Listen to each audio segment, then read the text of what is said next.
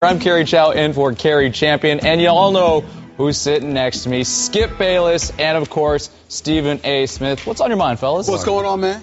So, you don't get to camp out in L.A. for that Angels-Dodgers World Series you were wishing for, right? Not at all. Not at all. And I think you just lost your baseball expert label that we had given you. I never took it. Y'all tried to give it to me. Yeah. Y'all tried to give it to me. The baseball expert is my dad, but even he didn't pick the Dodgers and the Angels. I just got emotional because I wanted to be in L.A. I'm equally disappointed, my friend. I feel you. All right, longtime NFL wide receiver and fellow vitamin B12 advocate Braylon Edwards joining the desk a little later.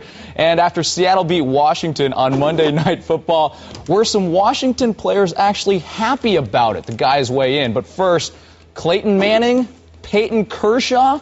Overwhelming Cy Young favorite Clayton Kershaw was roughed up in the 7th inning for the second straight time, giving up a 3-run home run to Matt Adams in last night's 3-2 NLDS loss to the Cardinals. Now the Dodgers and their league-high $238 million payroll have been eliminated. Here's manager Don Mattingly after the game. It goes back to the same question: is there anybody better that when you, even on short rest and even at that, where he was at that point? Holiday hits the ball barely out of the reach of D. Then Peralta hits the ball, hits off Hanley's glove, and then we leave a curveball there. Obviously, if you got to wipe out, something, you do something differently. But it's not your team. You got to manage your team. All right, Dodgers season over sooner than they hoped. How much of the blame falls on Mattingly? Stephen A. Not all of it. If I'm being fair, which I pride myself on being, Skip Bayless, not all of the blame falls on the shoulders of Don Mattingly. I understand that Kershaw has a job to do. You're 21-3 in the in the regular season with a 1.77 ERA, widely considered the best in the game. Going to win the Cy Young, probably going to win the MVP award. Some blame has to fall on your shoulders. Ned Colletti, the general manager, refusing to build a bullpen and to help Don Mattingly and Kershaw. He definitely bears some responsibility. But Don Mattingly deserves his share. And I'm on the record saying what I said. Kershaw is the best pitcher in baseball. Kershaw, as far as I'm concerned, both games gave you a strong 6 innings, and it shouldn't take 4 consecutive singles in Game 1 on Friday. 2 consecutive singles, although, Gordon could have had one play, Ramirez could have had another. It shouldn't take all of that for you to see that maybe, just maybe, you might need to pull them. Now, if you're the Dodgers, you might make the argument that Don Mattingly had absolutely, positively no choice whatsoever, because it's from Kershaw to Jansen, and that's basically it. And you really have no bullpen to speak of. But I'm going to put a lot of the onus in terms not of last night's game, but this series, the postseason woes on the Dodgers, primarily in Ned Colletti and Don Mattingly's hands, because I look at 2 guys, Ned Colletti, who doesn't give him the roster necessary to work with in terms of the bullpen, and Don Mattingly in terms of managing his clubhouse throughout the season. Yasiel Puig was benched last night. This is a guy that was put in as a pinch runner. I understand he struck out 7 times in 8 at-bats or whatever before he had the triple, and then he struck out again in Game 3. I get all of that. I totally understand it. But I'm looking at how you manage your bullpen. I'm looking at how you manage your staff, rather, how you manage your clubhouse. And I believe, like I said to you yesterday, Skip Bayless, that Don Mattingly is not the right man for this job. He didn't do an awful job. Clearly, yesterday, you see the way Kershaw was pitching. At one point in time, he threw 93 miles per hour. That's some heat. And the reality is that he didn't seem to be as fatigued as he appeared in Game 1 Friday. I will give you that. So this is on Kershaw. Can't totally give him a pass at all. Not trying to. You gave up the home run to Adams. That's what you did. Plain and simple. You hung that curveball right over the plate. He saw it coming out of your hands. He smacked it out of the park. That's what happened in the 7th inning. I felt bad, but I'm looking with that roster, and I'm saying they could give you more than 2 runs. They didn't give you more than 2 runs. That played a role in it. Obviously, it played a role with Mattingly keeping Kershaw in the game because you knew you didn't have much of a bullpen, and you got to wait until the 9th to bring in your closer. But I still hold Mattingly accountable because of how he managed this ball club, some of the issues that they have had, and Colletti more so than Kershaw. Kershaw blew it, but Kershaw essentially had 2 bad 7 innings, 7th innings in this series. That's what he had. Friday game when I thought he was left in entirely too long. Last night, that wasn't the case. That's just totally on him. You got smacked because you threw the wrong pitch. But I still look at Mattingly and Coletti as being primarily responsible for the Dodgers' demise. Okay, before I respond to what you just said, allow me to say that in all my years of watching and covering baseball, I cannot remember a more sudden turnaround in a game. It was stunning to watch. It knocked me out of my chair. And yet, I grew up a St. Louis Cardinals fan. They have a long tradition of doing this. Mm-hmm. They all sit in the dugout thinking, we can do this. Especially against Kershaw. I'm talking about historically. Right. They have a long history of doing this. Now, to your point, that if you had been Don Mattingly, you would have removed Clayton Kershaw after 6 innings. Not game one, not necessarily last night. Oh, you wouldn't have not necessarily last night. Oh, I thought you would have moved. No, I'm not saying that because the way he was going last night, last night he gave up a home run. Mm-hmm. It wasn't fatigue that did him in. It was a bad pitch. All right. To those out there who are on Mattingly just for not pulling Kershaw before Matt Adams batted, that is the easiest, most wrong-headed baseball second guess I have ever heard. Because I want to remind people that, look, if Don Mattingly had gone out and gotten Kershaw after the first two little bleeder and blue pits, I would have wanted him fired on the spot. Because this is Clayton Kershaw. I don't care what the postseason has said so far. You brought up those numbers. When you're 21-3, 1.77, and you pitched as great a regular season as has ever been pitched, and your team is do or die, and you have little to no bullpen that you trust, except for Kenley Jansen, your closer. The only way I want you to go get Kershaw at that moment is if you're going to bring Kenley Jansen then. And they used to do it back in the 70s. I know this is before your day, and I know it would be that is my day. That's when I was watching baseball. But this would be way against the grain and against the book. But if Don Mattingly had gone to get Kenley Jansen, who saved 44 or 49 games in the regular season, and he was pretty good. Yes, he was. If you want to go get him right there and bring him and say, get us 6 outs, get us the 7th and the 8th, and we'll just try to get it home in the 9th, I'm okay with that, as against the grain as that would be. But you cannot, in a do or die, go get this guy at this moment. Because I'm going to reiterate, 6 innings pitched, without one ball really being hit hard, although Adams did hit a bullet that Hanley gloved and made a nice play on. Right. But the one hit through 6 innings was a ground ball single. He had struck out 9, including striking out the side in the bottom of the 6th.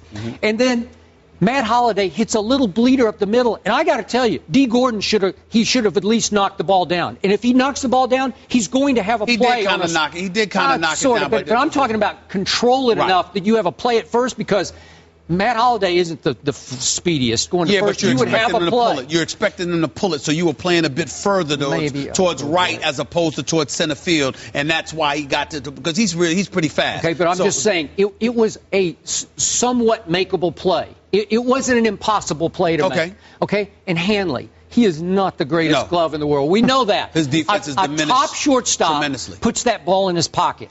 He's off at the crack of the bat. He takes a little better angle, and Hanley almost got it in the webbing. It just ticked off the leather of his glove. Right. Okay, so are those balls crushed? No. Absolutely not. No. And he throws strike 1 to Matt Adams. Matt Adams hit 190 against left-handers during the regular season. Yes. And to me, in the whole lineup, I'm not sure you could give Clayton Kershaw a better matchup than Matt Adams, because some of the other left-handed hitters had been pretty good against left-handed pitching during the season. It was the first time a lefty has hit a home run off of Kershaw's curveball in his career. In his career. Okay, so what are the odds that Matt Adams is going to hit a home run? There are millions to 1 against him. And Kershaw makes one bad pitch all night, leaves it up, hangs it, he's ready, and he's able. And he didn't crush it. It just barely got over the bullpen fence, but he hit it was more of a line drive. He got enough of it. So my point to you is, how can you not go with Clayton Kershaw there? Unless you want to argue with me that he is flawed mentally. If you've decided that he is somehow deficient psychologically in the postseason, and this is what I asked you yesterday, I picked St. Louis yesterday because in the end, I didn't trust Clayton Kershaw in the postseason. But is it that he can't beat St. Louis or he just can't beat anybody? Because he's now 1-5 with a 5.12, but 4 of those losses are to the same team, the Cardinals. Do they just have his number? Or you used what I used last Friday, and I think I was the first to use it. Is he Peyton Kershaw, the greatest regular season pitcher ever, who just comes up small in the postseason for whatever reason? Is it in general, or is it just against the St. Louis Cardinals? I'm going to give the Cardinals some credit here, so I'm going to give Clayton Kershaw a little bit of break. And I got to tell you, even though I'm a Cardinals fan born and raised, when Kershaw hung his head and walked off that field, I felt sorry for him last night. I was devastated. I will tell you this. Listen, we cover this sport. And we've covered various sports. Like I said, you've been a journalist for about 40 years. I've been over 20 years. We've covered moments like this on many, many occasions in our career as reporters. It was one of the saddest things that I've seen. When he walked off that mound, I mean, listen, you try to watch it objectively, and just watch it and call it like you see it. You literally found yourself feeling sorry for Kershaw. You just felt bad because it's one pitch that cost him. Now, what I would say to you, Skip, is that you have some people out there who believe that Kershaw should have been pulled after the first single. The attitude is that I don't know if it was Baez or somebody else who's come behind Kershaw in the past and has pitched well. What's the record? Against everybody else, Skip Bayless, this man is 44-13 with a 1.67 ERA since July 12, 2012. Reading from USA Today right now. He's 1-17. He's 1-7 with a 5.69 ERA against St. Louis. I'm saying to you, you take those things into consideration. You take into consideration the fact that he's got a 1-5 record with a 5.12 ERA in the postseason. So it's not just about the physical. It's about the mental. And where I have a problem, where people want to sit there and listen, I'm a diehard Yankee fan. I say it all the time, okay? Which means I love Donnie Baseball. I love Don Mattingly for what he meant to the New York Yankees. But as a manager for the Los Angeles Dodgers, as the successor to the great Joe Torre, who was with the Yankees before he went and managed the Los Angeles Dodgers, you have to take what I loved about Joe Torre is that he didn't just look at you physically. He looked at your mental makeup, and he got a sense of the moment. And where I disagree with you, and I challenge you on this, Skip, I knew you before we ever did First Take. My relationship with you go back 17 years. I've seen you on many occasions look at guys, and it wasn't just the physical. You got the eye test. You're looking at not just whether they're fatigued, whether they've got their stuff. You're looking at their mental makeup, no matter what the sport is. When somebody just looks beaten, when somebody just looks defeated, or dare I say fearful of a particular moment. So I'm looking at Kershaw, and I'm telling you, this man pitches strong for 6 innings, gets shellacked in the 7th inning. You're trying to tell me that there's no way possible that you didn't see something in the 7th inning after one single got away from Gordon, after another one got away from Ramirez, and you're not saying to yourself at that particular moment, all right, we ain't in Los Angeles now. We're not in Chavez Ravine. We're here in St. Louis. We're on the road. This team has got his number. They're on base. He gave up 4 straight singles on Friday. He gave up 2 singles just now in this closeout game. Do I want to think about this? All I'm saying what's your option? What's your plan B? But what I'm saying is when you question the option, Skip, that's where Coletti and Mattingly come into the equation. You know this. You got to prepare yourself just to for this. Remind our viewers, this team had a $256 million payroll, which was $40 million more than any other team in baseball. But not spent on the bullpen. I totally understand that Yasiel Puig is struggling. He's striking out. He gets rattled. But his second to last at bat in Game 3, the brother smacks a triple. He did. How do you bench him? I'll what buy that. Justification? And by the way, Ethier did get picked off third by Molina, which was a great play. That's right. It was a great play. It was a great play by Molina. I'm just saying, this is Yasiel Puig. This is a $256 million payroll. I'm just saying you scored 2 runs. Now, whereas we can't hold Mattingly accountable for leaving Kershaw in, can he be held accountable for the team scoring just 2 runs? Maybe, just maybe. I mean, if you can't be held accountable for that and you can't be held accountable for Kershaw, why are you the manager? What exactly is your job? All right, I'm paying these guys. Let me throw you out on the field and let me sit there, eat some pumpkin seeds, some sunflower seeds, and chill out and just watch? You got to do something. You got to do something. And he didn't.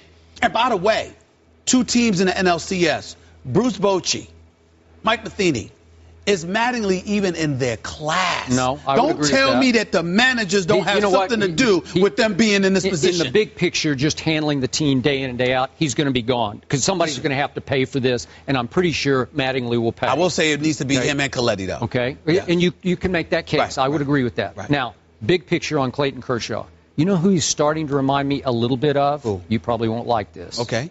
LeBron James. Just a little bit. Why? Supremely gifted because LeBron had such a hard time learning to handle the pressure. Did he not come up small in Cleveland again and again? Did he not come up small in his first year in Miami against Dallas in the final? Wait. Did he not come up small in the fourth quarter against San Antonio Game 6 2 years ago? Let me neutralize that thinking right now. LeBron was a roller coaster, meaning that he's the same dude that scored 25 straight points against Detroit in the conference finals and lifted the Cleveland Cavaliers ultimately to an NBA Finals berth. Then a year later, he might not have shown up against Boston in the way he was expected. Then he shows up the following year but has no help. Then he might not show up in the finals against Dallas. That's a roller coaster. Okay. So it left you scratching your head saying, well, why was he here this time, but he wasn't here this time? In the case of Clayton Kershaw, it's the postseason, period. It's the postseason. His struggle is the minute the games count towards a championship in the postseason. He's a regular season dude. In the postseason, he has to prove himself. But I also want to say this in favor of Clayton Kershaw. It ain't like you got rocked in the first or second inning. No. He dominated the first 6 innings of both starts. So I got to look at the manager to some degree. Save me from myself. Okay. It might just be closing moments, game 7, 100 pitches each time. Each time he got caught, it was after he threw 100 pitches. I know, but it shouldn't matter. Help the brother out. But That's all I'm saying. he was at 99 going into the last inning. I agree. Okay, so it's not that No, much. that was 102nd pitch, 103rd pitch. I think that's when he got smacked 102 over. was the one that 102. went out. Right. Okay. 102 was the one he that went starts out. off the inning with under 100 pitches. Okay. So that's not what happened. It's something about his psyche. He's got demons in the 7th inning that he can't seem to cope with. I'm not saying that something didn't happen. I agree with you there. I'm saying if you tell me, Skip, this is your ace, he's good for 6 innings, I'll take that. That's all I'm saying. It's not like he's a choke artist and he showed up in the 2nd or 3rd inning and he's getting rocked and you got to go to your bullpen earlier. No, this dude is showing up. First 6 innings? Yeah, listen. I should be able to work with that. Yeah, his first 6 innings last night were as dominant a postseason 6 innings as I've ever seen. Especially the Seriously. 6th. Oh, it's just, well, you're just on fire. You know, they can't touch you, even in the 6th. Right. And then you're saying, oh, the 7th is the magic number, I got to yank him? I mean, that would be a Don fireable Mattingly, offense. game 1 on Friday, should have prepared Don Mattingly for what transpired yesterday. You've got to be prepared for that. You got to be prepared for that. I'm sorry. Lebron for Braylon Edwards, and Edwards makes the catch. Wide open Braylon Edwards towards the end zone. Caught. Braylon Edwards. Leaping catch made by Braylon Edwards. Fires a bomb down the right sideline for Braylon Edwards. He's got it. It's a touchdown. Braylon Edwards breaks a tackle at the 5. Drags men into the end zone. He's got it at the 20. 10, 5. Touchdown. Touchdown. Touchdown. Touchdown. Touchdown. Braylon Edwards. All right, the football acumen at this desk just went up a little bit. Joining us now at the desk, 8-year NFL veteran, former All-American and Pro Bowler, Braylon Edwards. Welcome, sir. Thank you for having me. Good to see you, bro. How you doing, man? I can't complain. I'm doing well. I'm here with you guys. All right, Braylon, we're going to start off with some Washington talk. Is Washington having a laugh after taking a loss? It's not sitting well with Washington coach Jay Gruden. Gruden's looking into reports of players laughing in the locker room after Monday night's 27-17 loss to Seattle. Here's what he said. When you do lose, you want people to be sick about it. You want people to bounce back and move on to the next week and learn from your mistakes and not ever be satisfied with a loss. Last night we played a little better, but in no way, shape, or form should anyone be satisfied. For anyone to be satisfied with that is absolutely wrong, and I need to find out who they are so we address this situation. So some Washington players reportedly happy after a loss. Is this a big deal or not? I think there lies the problem. Is it something that one reporter heard and it was maybe a private inside share between two players, or was it something on a grandiose scale? There really wasn't much to talk about after the game because Seattle went and did what they did, with the exception of the 3 callback touchdowns. This really isn't a game, and Richard Sherman and Pierre Garçon, there's nothing to talk about in this game. So here you come in the locker room and you have a journalist who possibly heard something and tried to make it more than what it was. So no big deal. I do not think so. Stephen A. Really? I don't think if this was a personal in between two players having a conversation about something that may have happened in the game, I don't think it's a big deal. If you're talking about a locker room full of guys making noise, loudness when they just got their butts handed to them, then that's a different story. Exactly, and that's where I'm going with that. Because obviously you're absolutely right when you talk about sometimes much could be made about nothing. Right. And if you're not privy to a private conversation, then obviously there have been times where reporters have been beyond the pale and players are perfectly within their right to speak to that.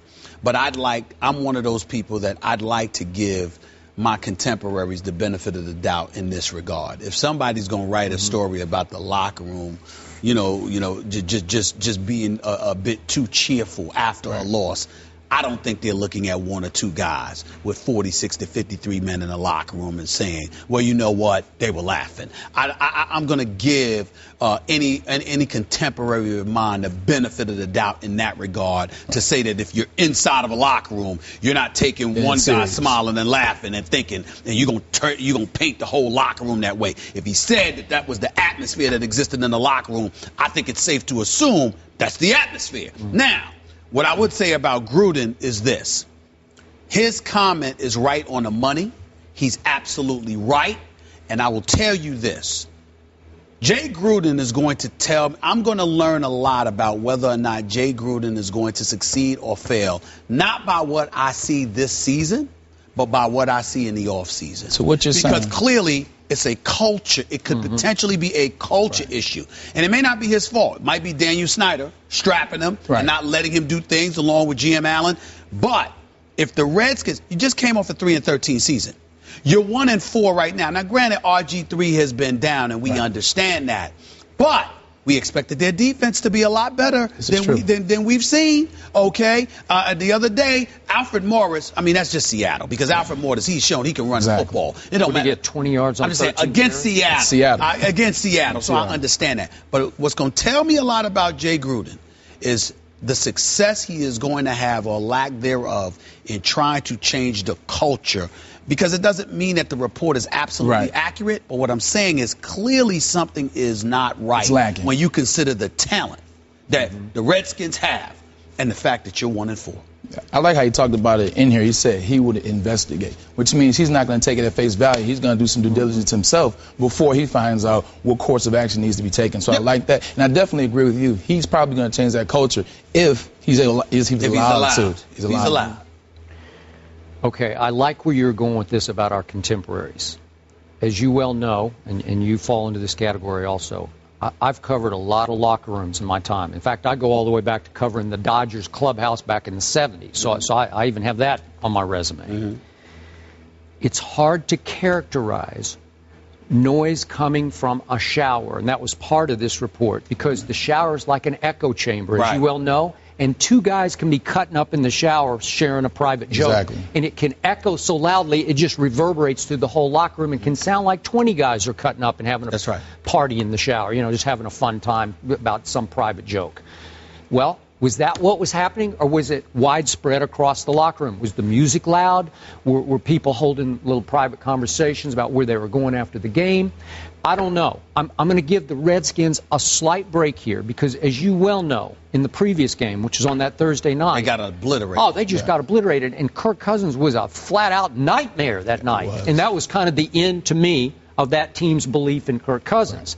So for them to come back on Monday Night Football on the national stage again and force the best team in football to resort to a fake field goal to ice the game, which is what it came down to, I think they were a little relieved in the locker room, like, well, we did okay. But to your final point, new coach can't allow that to go because that's what you call your moral victory, right? Weren't they sort of celebrating a quote-unquote moral victory? No excuse for that. There are certain rules and regulations that I have as a reporter for over 2 decades. First of all, I'm not listening to anybody in the shower. I don't roll like that. You do what you want to do, what goes on in the shop. You've heard it where they're just. I'm just saying. I'll see you when you get out. I'll see you when you get out and you're in the locker room and you're standing in front of people. That's what I'm holding you accountable for. Hell, you could be talking about something private, your private business, and it could be something that makes you chuckle or whatever the case may be. Everybody doesn't. We can't call upon everybody to have the same identical reaction. But I do believe it's more than fair, and it's not beyond the pale to expect a little, whether it's melancholy, whether it's disgust, what something negative to permeate the locker room after a loss, a second consecutive loss, third consecutive loss, actually a 1-4 record. I do expect to walk into a locker room that's incredibly dissatisfied with where they are. Agree. That's got to come from your leaders. And without getting into your personal business, what you said in the shower or anything like that, I do have a right to look at you and to gauge, how much does this 1-4 start really affect this dude? This is very true. I do have a right to do that. Right. And I don't think it takes, peeling something from a shower or a conversation or whatever to reach that conclusion. I think you can reach that conclusion simply by walking around the locker room, looking at guys talking. I was famous for that. I'd walk around, Allen Iverson and all of those guys would tell you. I'd walk into the Sixers locker room. One of the first things I'd do was stand around. I'd literally stand in the middle of the locker room. And I'd go like this. Trying to gauge the atmosphere. And I'm looking around because y'all just got spanked. Let me see. So was everybody saying, Stephen A's in the house? Oh, it was like that. It was like that.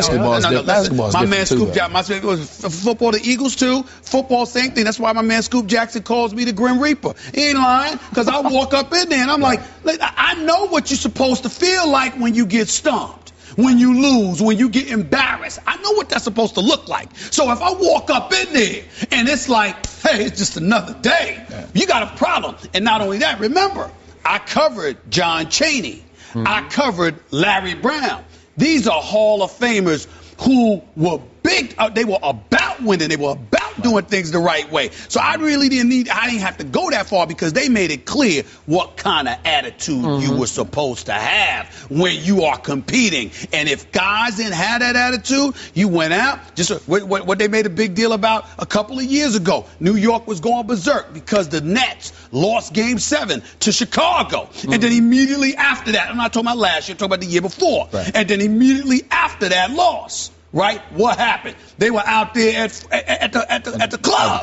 Oh, New Yorkers killed them. I didn't report that, but I'm saying New Yorkers were all over them. Why? Because you just lost a Game 7. Mad Dog Chris Russo was on the air going off about that. How do you lose a Game 7? But you partying an hour later. People that spend their hard-earned money. Wait a minute. We've invested not just emotionally, but monetarily in you, and it's all right that you got spanked. People got a problem with that. So I think that's the point of view. What if the Sixers you covered just would wait until Stephen A. had to run to ride on deadline? Then they started laughing and turning up the music. Well, I'm telling you this. I'm quite sure that happened. But see, here's why they called me the Grim Reaper. Because, number one, I always got folks in locker rooms. So even when I'm going, I'm going to get something. Number two, and more important. You got snitches? Always. They dry snitching now? I'm a reporter. No snitching. I'm a reporter. There's an NBA locker room that I don't know people in. I'm telling you right now. They say whatever they want. I'm bragging about it. Go over there. There ain't a locker room in the NBA that I don't have people. That's number one. Number two, and more importantly, here's the deal. Just because I don't talk about it today or tomorrow don't mean I ain't going to come back and revisit it. I don't go away. You see what I'm saying? I don't go away. And again, I don't get personal. I don't care about your personal business. It's none of my... Everything that I'm interested in points to what you're doing to win or lose games. The only time I venture beyond that is when the police blotters blow up and I have no choice. Outside of that, what's going on with you ain't none of my business. Listening to your point of view, you make great points. You're looking at a team that's 4-17 in their last 21 games. So somebody put that report out there, I think the culture does need to change. That means that they're not where they should be mentally after a loss or even before a game going into that. Something has to change. What do you tell your teammates? Like if you see in that locker room you got teammates joking around laughing, what do you tell them? Well, you got to tell them it's beyond that. If this is what they're going to do after a loss, if this is how they take the attitude or the mentally approach of the game, We don't need you here. You don't belong on this team. You're not going to help us win ball games. Last point. Skip Bayless brought it up on many occasions when talking about the playmaker Michael Irvin, covering those Dallas Cowboys team. First year, Jimmy Johnson walks up in there. What does Michael Irvin say? Got a list. These are people you need to get rid of. These are people you need to get out of here. Why would Michael Irvin, of all people, do something like that? You know why? Because Michael Irvin was addicted to winning. And there were people he knew who were not. And as a result, he said, they got to go. And let me tell you, if Jimmy Johnson had walked through that Redskins locker room and it had been his the other night, some butts would have gotten chewed in front of the media. He would have made examples of people who were cutting up after a loss, even a close loss. Trust me. That's what I'm talking about. Because that's what Jay Gruden better start. He's a winner. Larry Brown was like that, too. All right, let's go from the NFC East to the AFC East. Braylon, we're going to talk about your old squad, the Jets, 1-4 right now, sitting in the basement of the division. Rex Ryan says the Jets will fix the problem, but if he doesn't, he's not going to be there. Take a listen. If that's the case, and we don't get this thing on the right track, I don't think for a minute I'll be here. No, I know I won't. But I believe that this team is going to right itself, and we'll find a way. I believe that this team is going to be far from an embarrassment when the season's over. That's how I feel. I think, have we played our best yet? No, we haven't, but we're getting ready to. Rex knows his job is on the line. How do you fix the Jets, Braylon? Well, Rex has always been honest about losing games and not providing what they've seen to be good football. And he's always said, I won't be here if this happens. So I've heard this over and over again. I just don't think that he and Izzy can get along. I think that in order for this team to have some growth, in order for this team to turn around and go from 6-10 2 years ago, 8-8 last year, 8-8 3 years ago, they have to remove Rex Ryan and hire who? John Izzy once, or they need to remove both of them and start over with a new GM and a new coach. I completely disagree. I'm in the minority. Listening to folks in New York, listening to Adam Shine on Sirius XM, and who leads into my show, a lot of other people, everybody talking about Rex Ryan's got to go. Rex Ryan's got to go. I think Rex Ryan is brilliant as a defensive mind. I think he's somebody that's obviously more suited to be a defensive coordinator. I've often said that, and I don't mind saying that right now. But that doesn't mean that I can't isolate and compartmentalize this particular situation this season. I thought 2 years ago, if you got rid of Rex, I could understand that. I can understand what you were doing because the team is near mutiny. It was dysfunctional. The locker room wasn't together. You had too many problems, and you can't have that with a head coach there because the leadership has to mandate that kind of chaos is not going to exist. So then was the ideal time to get rid of Rex. As I look at this situation with these 1-4 New York Jets, I don't blame Rex Ryan at all.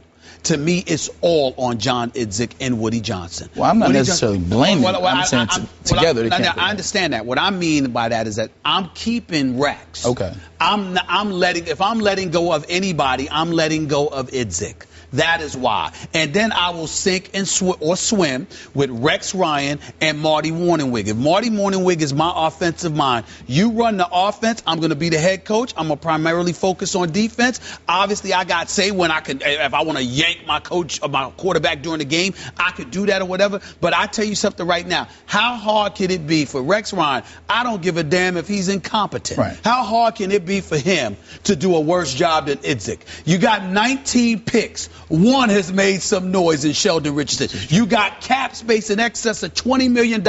You know you need cornerbacks. You let go of Antonio Cromartie. You don't reacquire Darrelle Revis. Dominique Rodgers-Cromartie, you let go in the same building for the other team. Vernon, you let go to Tampa. Your answer is Patterson, who went AWOL on you, disappeared. You don't know why, and then you end up having to cut him. You don't know what you're doing. On the offensive side of the ball, your definition of a number one receiver was Eric Decker. Did you really need ample evidence to see that Eric Decker is no number one receiver? And I know I get on Eric Decker, but I'm saying he's not a number one guy. I get on him about the Super Bowl. We know he was at the Super Bowl because he gave a quote before the Super Bowl. We know he was there because he gave a quote after the Super Bowl. But for those 60 minutes during the game, couldn't find his behind. That's why the APB is still out for him. But that doesn't mean he's not a quality receiver. He's just not a number one guy. You had Emmanuel Sanders out on the market. You were supposed to meet up with him, but you had to go to Texas Texas Tech Pro Day, and passed up meeting with Emmanuel Sanders. So he went to Denver, saw the opportunity to play with Peyton Manning. What else was there to think about? These are all errors under the John Idzik era. And when you consider the level of talent or lack thereof that Rex Ryan has had to work with, how am I going to sit there and hold Rex Ryan accountable when the only game that was a blowout was San Diego? I agree with that. This is on Idzik, man. Who's going to come in at GM? Who come in at GM? I'm saying to you, I would give Rex control for 1 year. I would not hold him accountable this year. I would give him control for 1 year. I got Marty Morningwig on the offensive side of the ball. I would let Rex pick the talent. Right. All right? And this is your year. Show me what you got. It's football. You know how quick it turns around, Skip. I give him 1 year to do it. But you can't handcuff him the way that you did with somebody like Idzik, who's a capologist. Mike Tannenbaum, by the way, was a cap guy. You understand? You haven't put a football guy in front of Rex Ryan yet.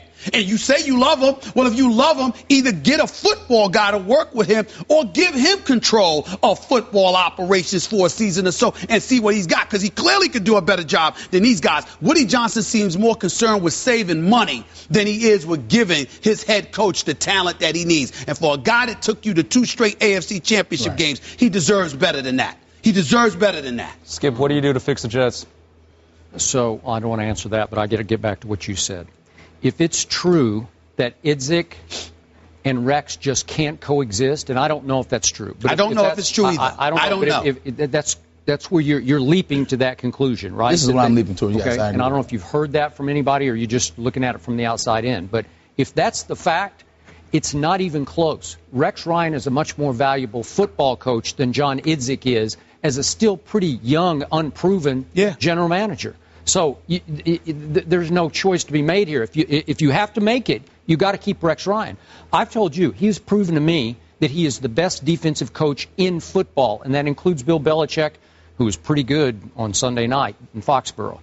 Rex Ryan deserves to be the head coach far more than Idzik deserves to stay as general manager. So now it's up to the owner, who probably doesn't deserve to be the owner. If you could grade owners, if you could hire and fire owners, if you could leave it up to a vote of the fandom to either keep or cut loose the owner, everybody would want Woody Johnson gone. He would have been gone a long time ago because his track record as an owner, and it starts with him every time. Every big picture decision has to start at the top. You hold Jerry Jones accountable, although he's more of the general manager. He's a hype machine. He's a hype machine. But at least he accumulates talent. He does. Jerry Jones just gets in the way once the talent arrives. Right. But the talent that he's accumulated, let me be on the record and say, I know people are going to faint.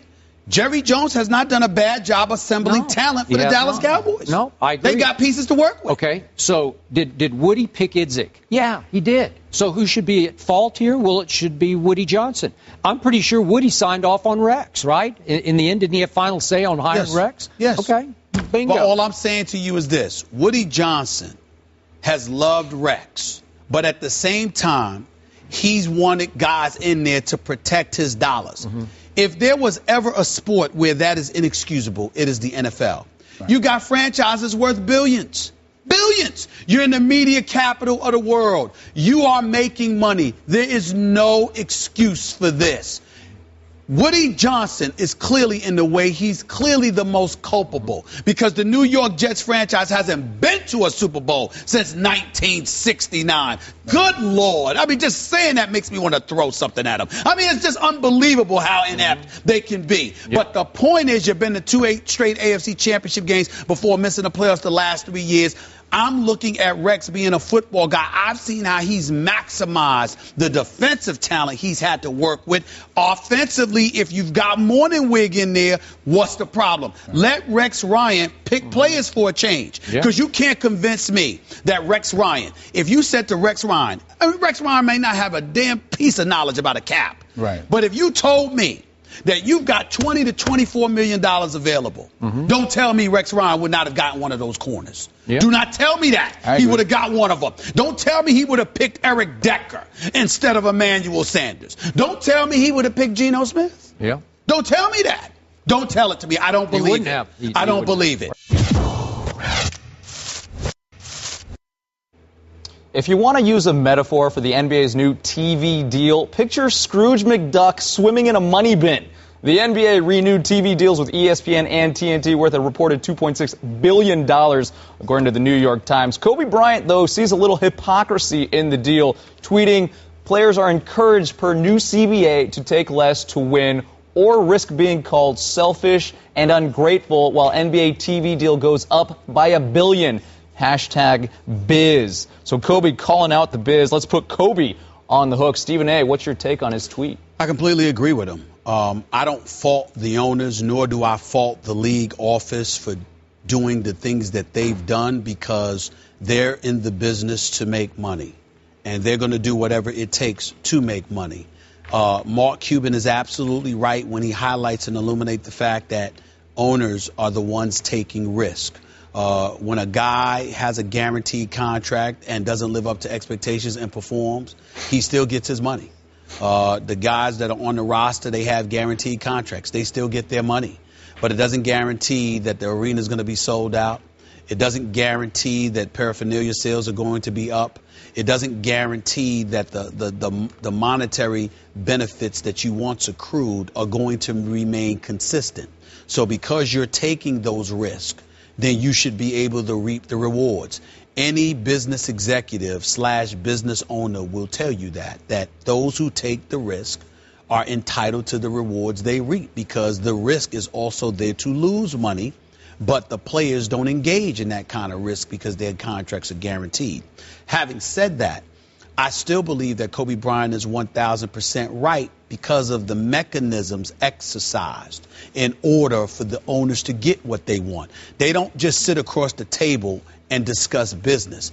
They go about the business of winning in a court of public opinion by assisting in labeling players uneducated, uninformed, risk averse, etc. And as a result, it embeds in the minds of the growing paying public and the paying customer that these guys are unappreciative. And then when you take into account the players that we're talking about, when we all know that the NBA is approximately 74% black, the fact of the matter is you have a lot of people in America, including black folks, who believe that a lot of these guys should be lucky. They're lucky they're in the positions that they're in, and they should be grateful and they should be thankful, as opposed to treating them like the businessmen that they aspire to be. LeBron James, yes, you want to sit there and say LeBron James is lucky? I believe you're right. But that's because God blessed him with gifts he didn't bless everybody else with. So in LeBron James' mind, God is entitled to tell him that he's lucky, not another human being, because who are they? You didn't bless him with this talent. He's got God-given abilities that he's been able to monetize into hundreds of millions of dollars. That's something to applaud. That's not something to denigrate him for. Kobe Bryant, the same thing. Dwayne Wade, Carmelo Anthony, Derrick Rose, Russell Westbrook, Kevin Durant, Steph Curry, the list goes on and on. All of them have been blessed with God-given ability that most of us don't have. And there's a platform for them to maximize this. So if they're sitting there and they're saying, these are the skills that I bring to the table, this is how you benefit from it monetarily, how come I can't get a healthy piece of this pie? Say yay or nay, but don't try to label them as selfish, because that contributes to them losing in a court of public opinion. It elevates the level of vitriol coming in their direction, and they grow to resent it, which is what you're hearing from Kobe Bryant. I hear you if you're talking about the big picture. I think we both have always agreed all these players are underpaid. Kobe deserves more. LeBron deserves more. We can go on and on. They all deserve more money. But I have to talk about the small picture. And Kobe won't like it that I'm talking about it, but I have to bring it up. The small picture is a hypocritical picture for Kobe Bryant. And his tweet to me is a classic not seeing the forest for the trees tweet. Because the forest tells me that Kobe did not take less money. He took $48.5 million for 2 years at a very advanced age, coming off injuries, 2 big injuries, Achilles and knee. And this year alone, he's going to make, what, plus 24 plus million? 23.5. 23.5. So next year he's going to make 25-ish, yeah. okay? It's one or the other. It's either 23.5 or 25. Okay, but still, that's maximum kind of money. Am I right? Yes, it about is. that? And the problem is that, help me out here, the NBA still has, whether Kobe likes it or not, a salary cap, correct? Yes, sir. And it's a softer cap, but it's limiting. And there is a point of no return on your cap. So I'm going to ask you a big question. What was very possibly the biggest reason the San Antonio Spurs won last year's NBA championship and should have won 2 years ago? The biggest reason to me is that Tim Duncan took so little money to play the last 2 years, he was paid like a substitute. And what did that allow? You saw a roster that you kept raving about, and you said, well, it's not about one player, it's about the bench coming in and just killing Miami. So San Antonio as a team won the NBA Finals against LeBron's team by a record finals margin because, according to you, depth, correct? Everybody. Patty's coming off the bench, draining threes right and left. And why did the Dallas Mavericks last year give the Spurs by far their best fight in the playoffs, which was in the first round that went 7 games? Because Dirk Nowitzki, as great as he is, took a laughable amount of money to play his final couple of years in Dallas. And their position, once again, I think they're a dark horse contender in the West because the superstars took so little. Kobe could have done that also in L.A., but Kobe's a proud man. You always talk about it, and I do respect this. But Kobe Bryant is saying, I deserve, because I'm a gate attraction, I am box office, I deserve whatever it is, 24, 25 million the next couple of years, because I draw. I am Kobe Bean Bryant. I am the Black Mamba. I get that. But unfortunately for Kobe, you're saying they're not even going to make the playoffs.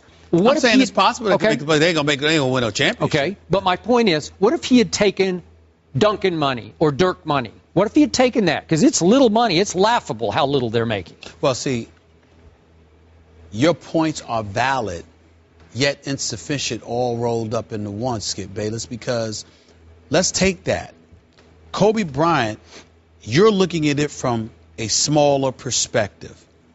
You're not appreciating the fact that he has every right to look at it from a bigger perspective and the reasons why he has that right. Skip Bayless, the deal that they signed with ESPN, ABC/TNT is for, let me finish, is for in excess of $22 billion.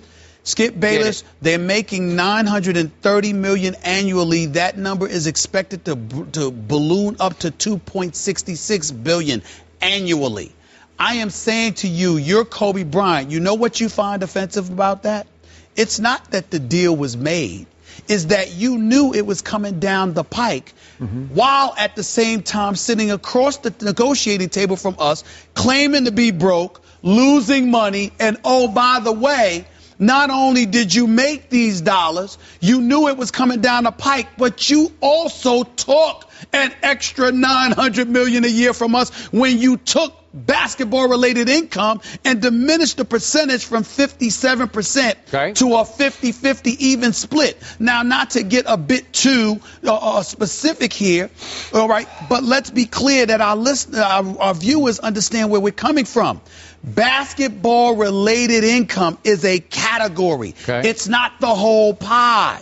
The whole pie, the owners have access to. Basketball-related income is what the players have access to. And that's even a 50-50 split. You're still not addressing my point. But I am addressing your point. I'm saying to you, Kobe, you're saying, Kobe, look at the smaller issue, and it's a bit hypocritical. I'm saying to you, imagine, Skip, that you're looking at guys claiming to be broke, taking the percentage that you already had, diminishing that, and then while at the same time claiming to be broke, knowing what they got coming down the pike, but they're going to sit there and get on you because you trying to get your money. Kobe Bryant is 35 years, going to be 35 years old. Kobe Bryant has the rest of his life to look forward to, and you're telling him that he's supposed to sit there and take less while y'all take more?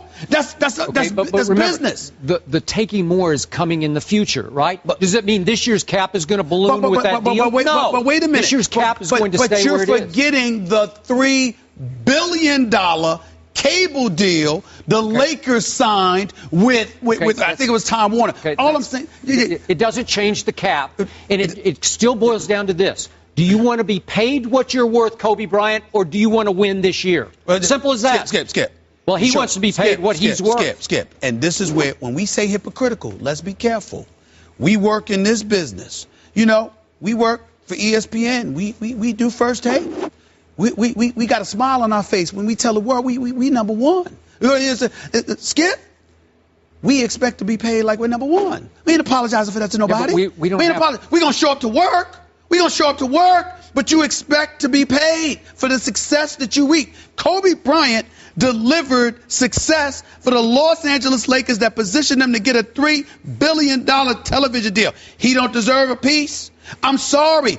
He's right. LeBron is right. All of them are right when they sit there and they say, why are y'all always looking at us? And you want to throw cap rules in front of our face and all of this other stuff. There is something wrong when you sit up there and you constantly ask players to accept less while other people are getting more. Okay, but I can't change the rules this year. The rules of the year. Rules. Kobe can't change the rules. All right, he can't change the rules. Well, all I'm saying to you, Skip, is let's be mindful and careful of words like selfish and hypocritical and stuff like that. Maybe, just maybe, it's somebody that's being a victim of the system that was provoked by the powers that be, because this is what they wanted. And Kobe is Tim Duncan a victim of the system? Yes.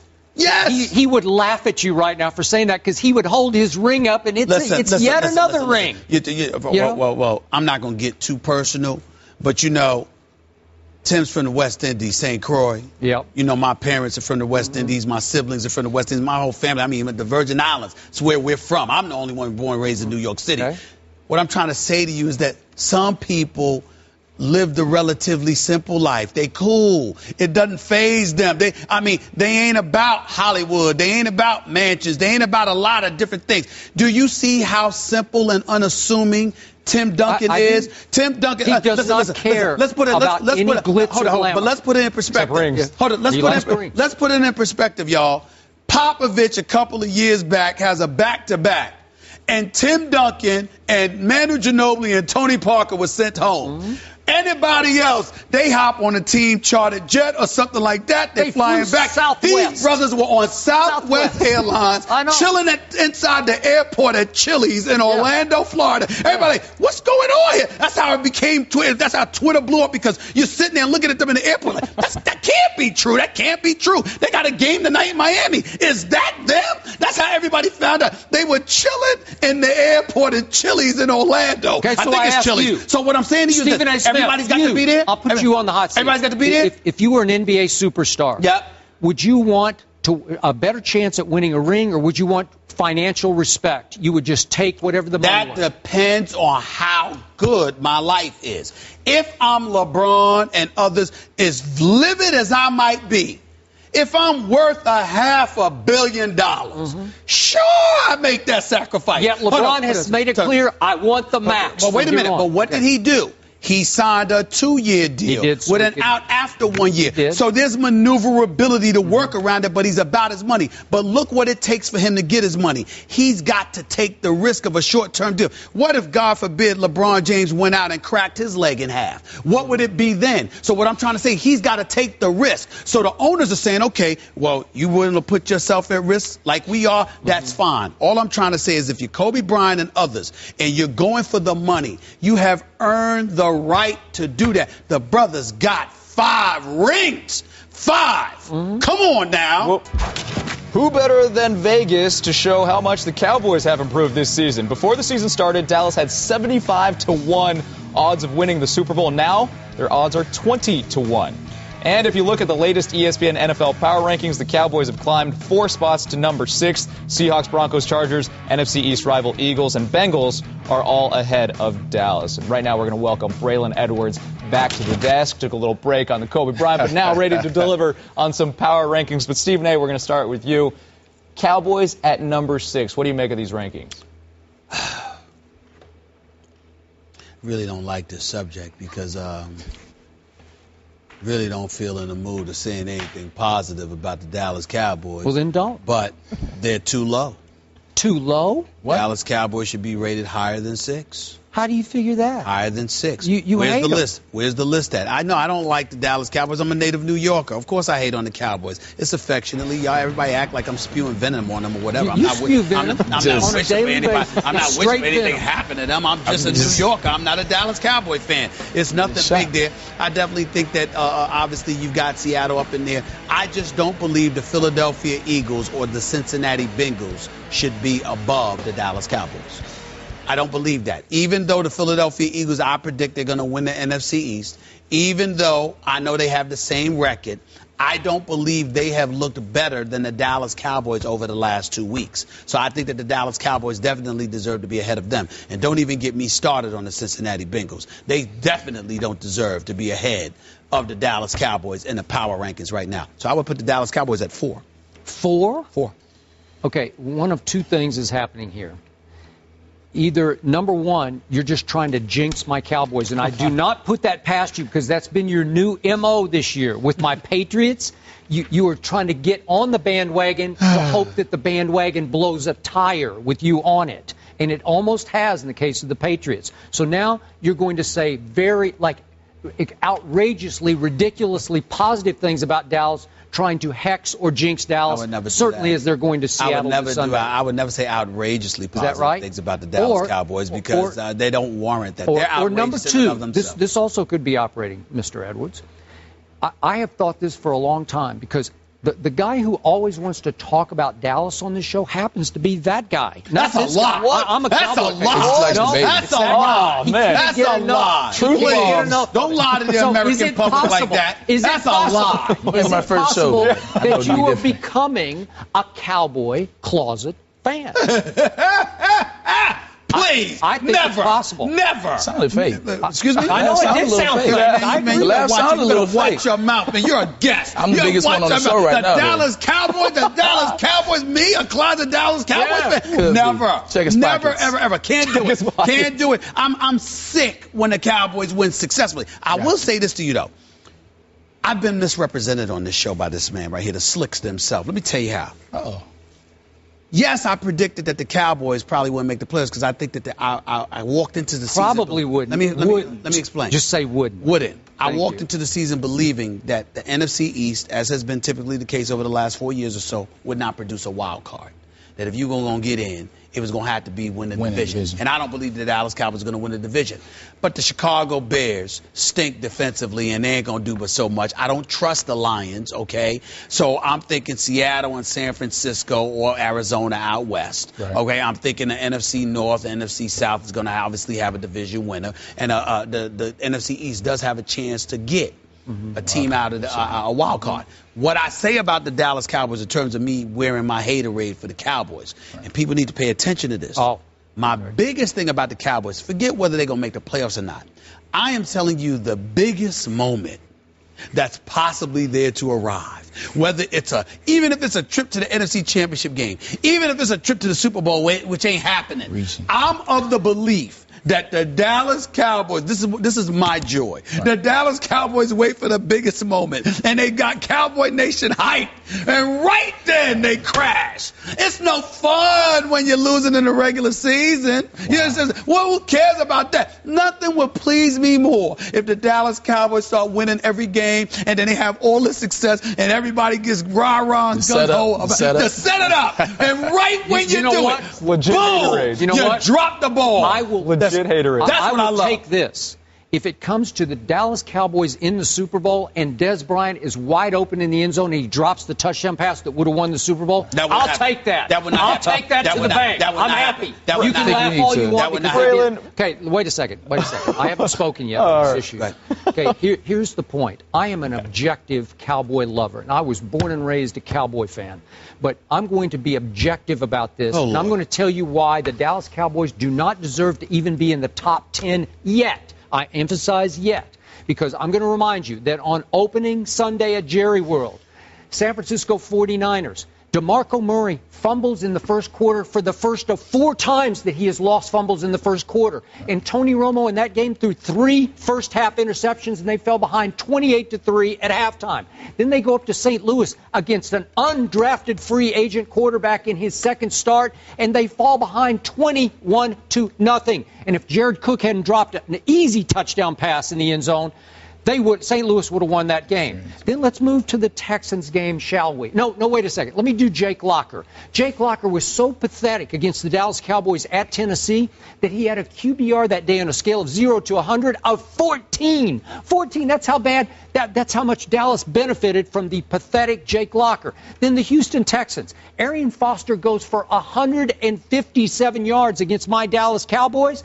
Another DeMarco fumble, another Tony Romo interception, another fumble on a punt, and Dallas loses the turnover battle 3-1 and winds up in overtime against Ryan Fitzpatrick and barely pulls it out with a 49-yard field goal. And you're telling me they're the 6th best team in pro football? They're not. I'd be the first to tell you they are not the 6th best team, and I just explained why. Thank you very much. Braylon, what's going on here?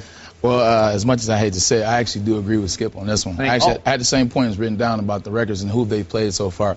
None of their wins have been impressive. Nothing that they've done, nobody they played. Except for the Saints. You got to give them the Saints. Yeah, but the Saints haven't really played good football thus far this season. That's fair. I'm going to say the Cowboys don't deserve to be 6th. They haven't shown me that they deserve to be 6th. And as they always do in the past, I'm predicting that they're not going to win a division and they're going to falter before the playoffs. So you won't get your Super Bowl moment and you won't get your NFC Championship moment. Here's my deal. Got a radio show, Sirius XM, Mad Dog Sports Radio. Every day, 1 to 3 p.m. Eastern Time. After Adam Shine? After Adam Shine, leading in the Chris Mad Dog Rousseau. Does he steal your shine every day? Nobody does that. But if anybody could, he could. I love Adam Shine. Does a great job. Here's the deal. I brought it up because on my radio show yesterday, I said to the nation of Cowboy lovers out there, I'm so certain that the Cowboys are going to get spanked this week. If the Cowboys lose, if the Cowboys win, this Sunday, I'm going to roll up in here Monday with a Tony Romo jersey. Go out on the limb. I want you to go way out on that limb. I said it on national television. That's how sure I am. Of course it was gutsy. Yeah. There's no way that the Cowboys are winning. Now, what is this? I pick them to win. You say I'm jinxing them. Now I'm telling you they're going to lose. And you're like, oh, wow, that's going out on a limb. What do you want from me? I'm just telling you because it's not going to happen, okay? I'm going to roll up in here with a suit on with a Cowboy jersey on and a Cowboy hat the whole show, which would make me want to throw How will they know on radio that you're actually wearing it? Because they'll watch me here. Oh, okay. See, you'd wear it here. They watch me. They watch me here, and they listen to me there. But my point to you is this last point. The Bengals being put ahead of the Cowboys, the Bengals being on the top 5, all right, of the power rankings list, should be more upsetting than the Cowboys being at number 6. ESPN Radio. With the action on the court, the diamond, or the gridiron. Comes alive. The NBA. The San Antonio Spurs are the world champions. Major League Baseball. The Boston Red Sox have won the World Series. The new college football playoff. The Seminoles have completed the perfect season. You're home for the best in sports play-by-play. ESPN Radio. After their 43-17 loss to the Patriots Sunday, some Bengals players were feeling the same way about bandwagon fans that most people feel about a 2-inch hangnail. Not good. Here's Bengals safety George Iloka on the Fairweather fans. Let them jump off. I'm not worried about the people who jump off. We don't want them as fans anyway. We look to the Patriots, how they came out and lost on Monday night in primetime and saw all their Fairweather fans jump off the bandwagon. They're probably back on after they beat us. So we look to let them and see how they came out. And we hope to do the same things on Sunday and beat the Panthers. Bengals players blasting their fans. Stephen A., what do you make of that? The Bengals organization for years was an absolute, unequivocal embarrassment. That has not been the case since Marvin Lewis has arrived. Marvin Lewis is a champion as a defensive coordinator.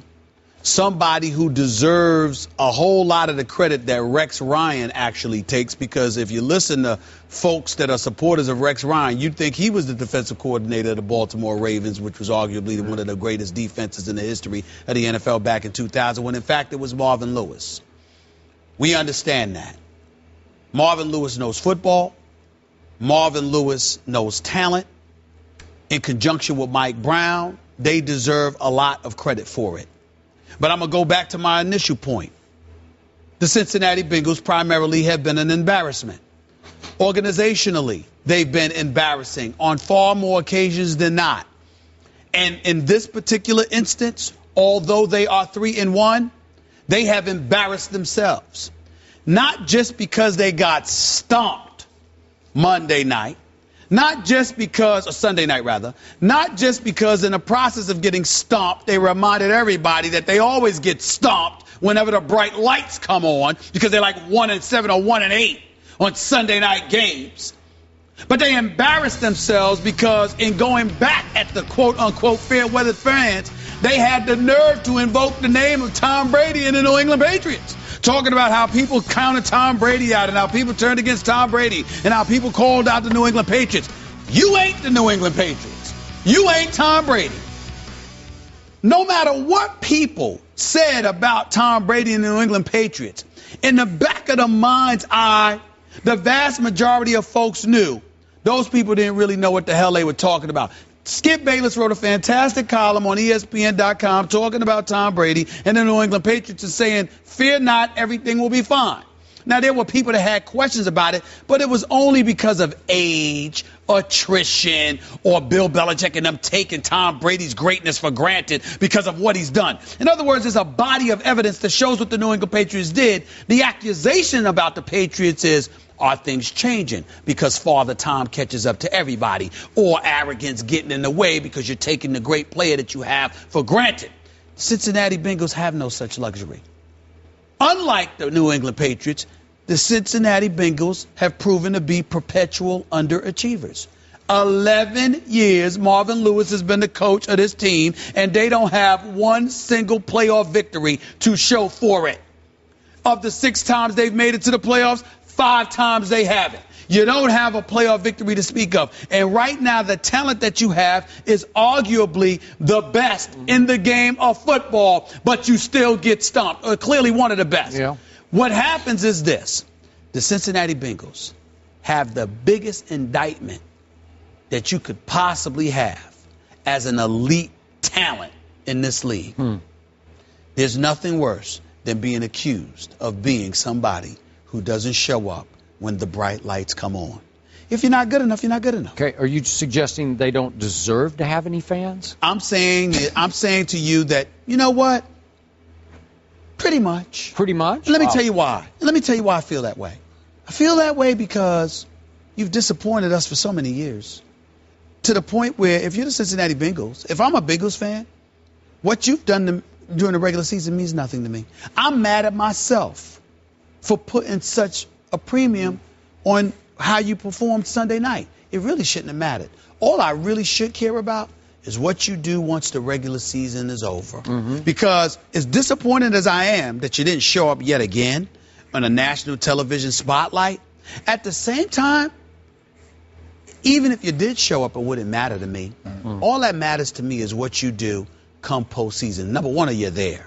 Okay. And number two, are you going to win a game? They got a lot of nerve complaining about fans. They lucky they got fans showing up to watch them.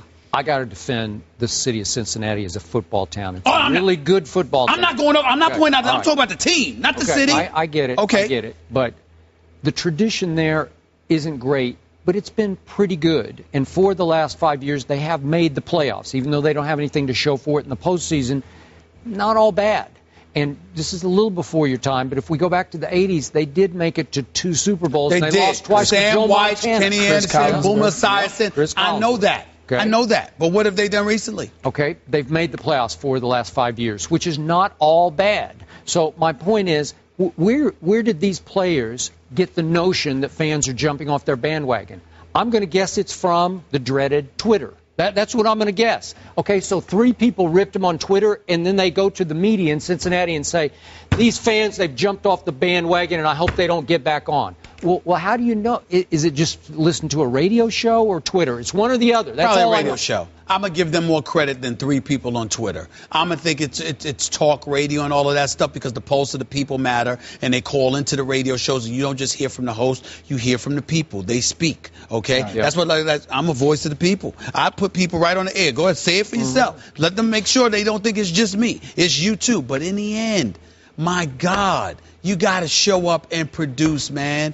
11 years you haven't won a playoff game with Marvin Lewis as your coach. Let's hear from the player. I mean, Braylon, what goes through your mind when you hear that stuff? Well, at the end of the day, it's never good for a player to respond to what he hears out of a TV show, a talk show, Twitter, social media, because you're not going to win in the end. You know, your thing is everyone's going to say the same thing. You should ignore the comment, which as a former player, it's hard to do. We hear these comments because, like you said, the pulse of the people. This is what you feel that the people feel about you, so now it makes you a little more angry.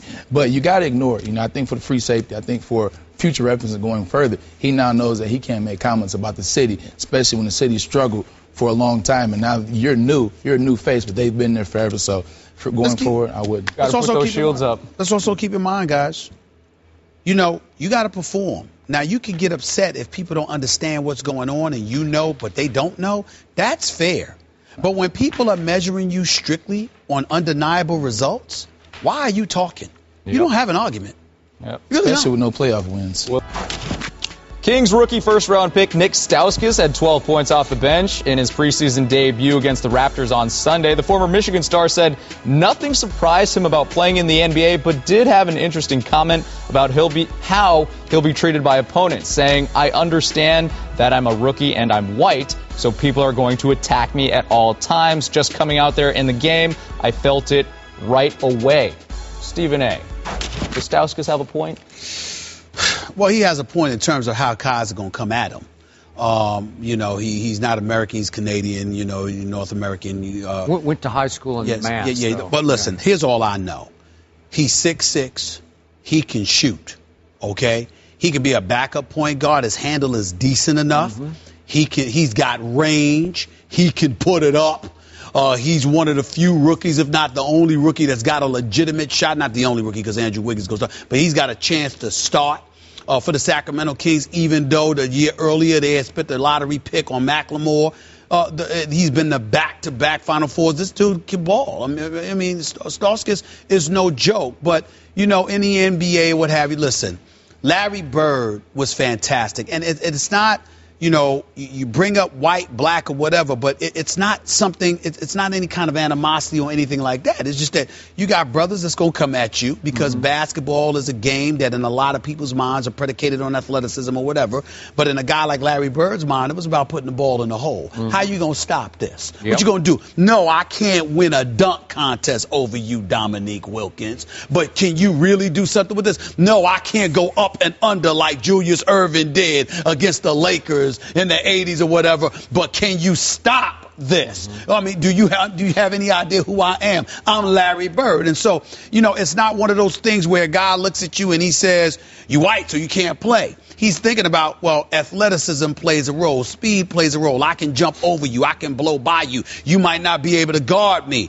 But if you're a white boy that can play, you understand? Like Stauskas, you understand? And you pulling up from 25 and 30, and there's nothing that anybody can do about you. The brother's gonna be like, man, mad respect for you. I ain't got anything to say. Sure. But they're gonna come at you like that because obviously you don't see. You know, when you talk about the brothers, you're talking about cats dominating in a sport like basketball, and to some degree, a lesser degree, football. So they're going to try to impose their will upon you, but the respect can be earned very, very quickly. Okay. When you step on the court with them and show them you got game too. How often has that respect been earned in the NBA? Well, it's not that it's been earned a lot, but it's been earned enough. And by the way, it doesn't have to be American. You know, you got a lighter pigmentation, but you Dirk Nowitzki, you Manu Ginobili, you Larry Bird, you cats like that. Oh, trust me. You know, there are cats that come through that can flat out ball. Look at a guy like Mike Miller. He's a sharpshooter. LeBron, you see how much LeBron missed him? That was one of the reasons LeBron was ticked off when Miami lost out on keeping him. You can respect your brothers from another mother that can play. Yep, I hear you. I don't know Nik Stauskas. I know his game. He has some athleticism. He actually has some hops. Yes. I was a little surprised he said this, that he acknowledged he thinks that he will be tested because he's a rookie and because he's white. And I could be wrong about this because I don't know him, but I didn't love it that he acknowledged this.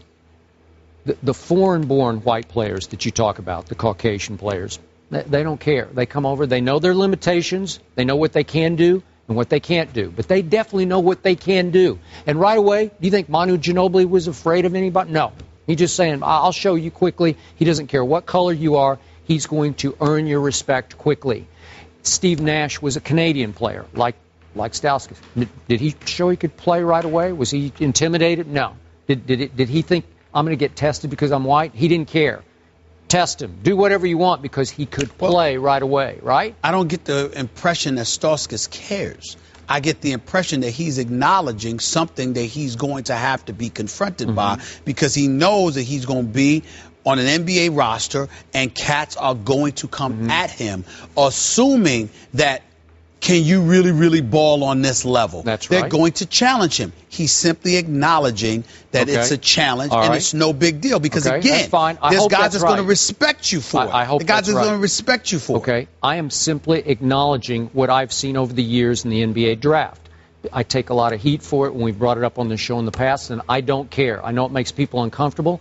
I'm going on facts. I'm going on the NBA lottery picks. And over the years, it has been a little dicey if you took an American-bred white player in the top 13, 14, 15 picks in the draft. Remember, we got into it over Myers Leonard in the 2011 draft? And I said... Out of Maryland. Yeah. No. I mean... Illinois. Illinois, all right. Yeah, but Portland took him with the 11th pick, and I just sat here and I said, no, you can't do it. Especially the big guys from America, they've often been a little awkward. Can he even get off the bench for Portland? I mean... He's a non-factor. That was a bad pick. So I look at Kevin Love. Could we say now that he's the best white player since Larry Bird? I think so.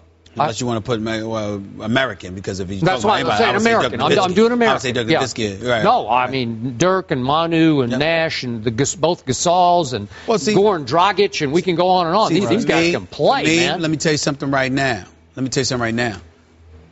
You can talk about European.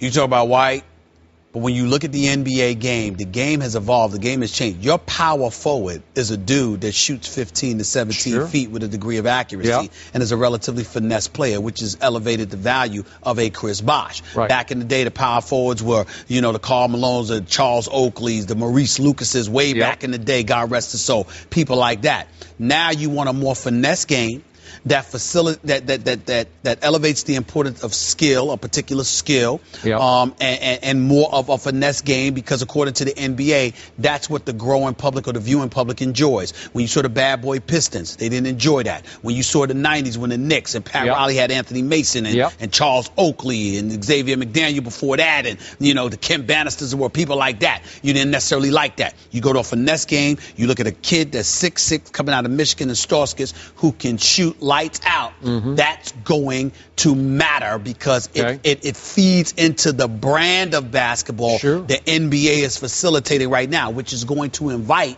more dudes of a lighter pigmentation, dare I say, because when you talk about a lot of players with the athleticism, whatever, the guys that could shoot, obviously from Europe, and some of the white guys. Right now, when we're talking about American-bred white players, we have Kevin Love, who's made 3 All-Star teams, and David Lee, who can flat-out play, has made 2 All-Star teams.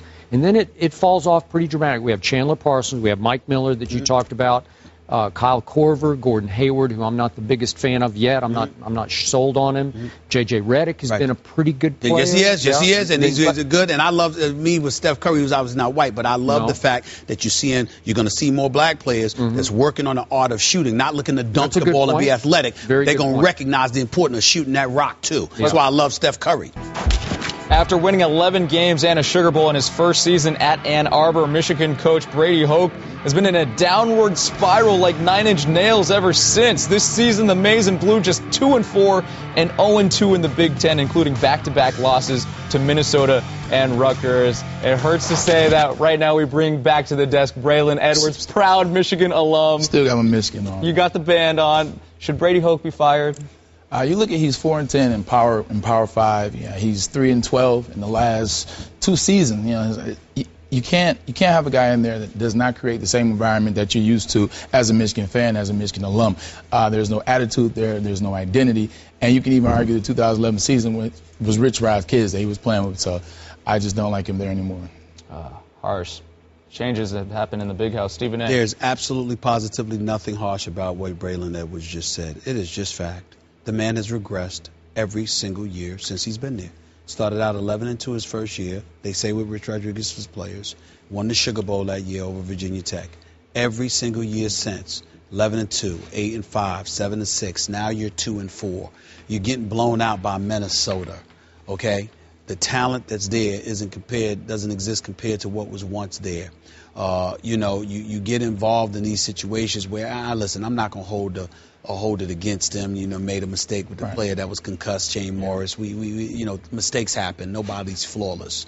But there is just a comedy of errors as it pertains to this football program. This is Michigan. It used to you can't have this kind of stuff happening. Michigan is on the verge of falling off the map.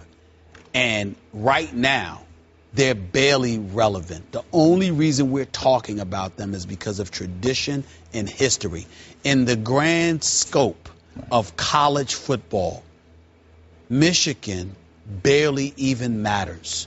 I mean, there's no reason to talk about them other than should the coach be fired. And, of course, you'll talk about them when it's time for them to go up against Ohio State. And even then, we'll be talking about Ohio State. How much are they going to lose? And I mean, it's like the only thing left for this proud tradition to look forward to is if you beat Ohio State. Because you'll get to brag for a week or two. Right. That's about it. Okay. And you can't have that. You just can't have that. So they're too big time for that. Time out. So you said this is Michigan, and Braylon immediately let spill from his lips, it used to be, correct? This is correct. Okay. I went to the game 4 weeks ago, played Miami, Ohio. We're tied with Miami, Ohio at halftime. Miami was not a good ball club. I go to the game against Minnesota when that awful play happened. Minnesota walked into the stadium and they knew they were going to beat us. That was their attitude. I could watch the kids on the sideline. By I saw the way, them warming you have up. a younger brother. Yes, my younger brother, Berkeley Edwards, number 32. For Minnesota. He plays for Minnesota. Why didn't he go to Michigan? Talk to the guy we're talking about. Okay. So, you know, it's one of the situations where it's just no attitude. Teams are walking in.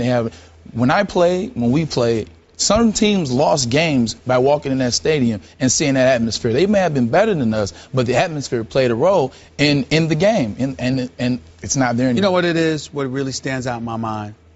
And I've never met Brady Hoke. I mean, actually, we did once. He came up here, Skip, on the show. We met him once. Seems like an incredibly nice guy. He is. The press conference, incredibly nice guy.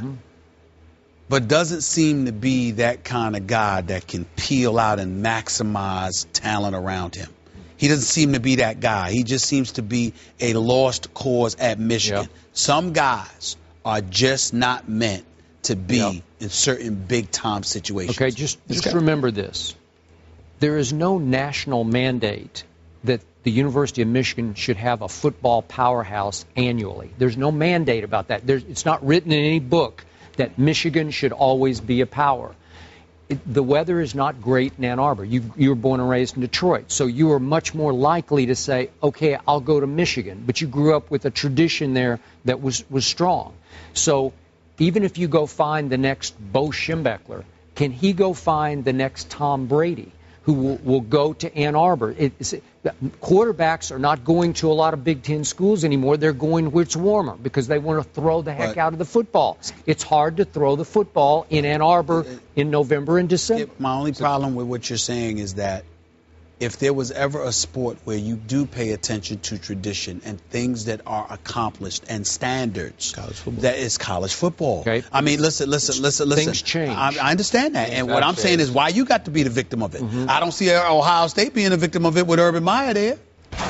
Andrew Luck and the Colts face the Texans tomorrow night on Thursday Night Football. Luck leads the NFL with over 1,600 passing yards and 14 touchdowns, but he also has a league-leading 6 picks, tied for the league lead. Skip says the Colts made a mistake releasing Peyton Manning. Stephen A. believes Indy made the right move going with Andrew Luck. So Braylon, what are your thoughts on Andrew Luck?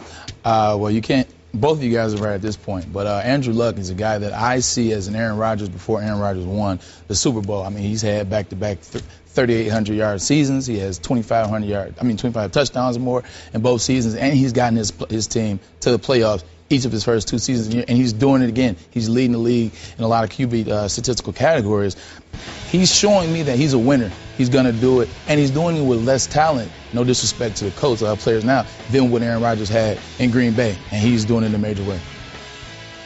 You buying that? What do you mean am I buying it? I've been saying this about Andrew Luck from day one. You have? Listen, really? Skip Bayless has always been in love with RG3. I've always been a guy that's been an Andrew Luck fan.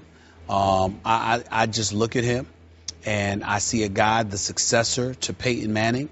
I see his body type. I knew his arm strength, his durability wouldn't be a question mark because he got tree trunks for legs, for crying out loud. He can run. He can run. He's athletic. We know he can throw. He can stand in the pocket. He can fling it. His IQ, one would believe, is obviously there coming out of Stanford. Right. All of these things went into consideration. Then I saw him in the pros, got in the Indianapolis, coached the 2 back-to-back 11-5 seasons in his first 2 years in the league, despite having a suspect defense and virtually no running game to speak of.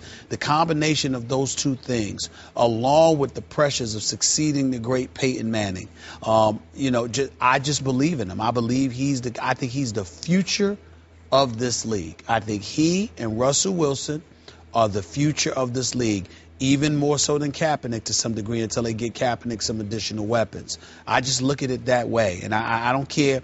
I know Kaepernick can play. And I know he's a dual threat. I know Russell Wilson can play, and I know he's a big-time dual threat, and he continues to emerge and emerge and emerge. I don't see anybody in my mind's eye that is going to be, I'm talking about future. I'm not talking about the guys that are the Drew Brees, the Aaron Rodgers, the Peyton Mannings, the Tom Brady. They are who they are. But, in the next 2 years or so, 2 to 3 years, I see Andrew Luck as the best quarterback in football. And to me, as far as I'm concerned, even though he's not worthy of that title right now, if you're telling me I got a young kid that's just his 3rd year in the NFL, there isn't anybody that I would want more than him. Okay, nobody. Now for some perspective. No. I hear what you say about he might be. Yeah, well, you don't have any. Whatever. But I liked what you said. He's Aaron Rodgers before he was Aaron Rodgers. Right. Okay, Aaron Rodgers sat for 3 years behind Brett Favre before he started a football game. And then it took him 3 years of starting before he won his Super Bowl. Okay, if that's the arc that Andrew Luck is on, I might buy that. What I get sick and tired of is the premature coronation of Andrew Luck as almost the best quarterback in football right now. Because some people think he's very close to being that. So, I look at him. I happen to watch the Baltimore game because I picked the Ravens because I thought they could win at Indy last Sunday. And Andrew Luck threw 2 picks in that game, and Joe Flacco turned into Joe Fluco because he had every opportunity to win the game, which they ended up losing 20-13, and he missed a late throw to Torrey Smith, who was open for a touchdown, and he underthrew it and let the safety come over and knock it away. Well, that's Fluco, okay? But is Andrew Luck a world beater yet? Did he not throw 7 interceptions in 2 playoff games last year? Did he not put them in a hole that he had to climb out of or carry them out of?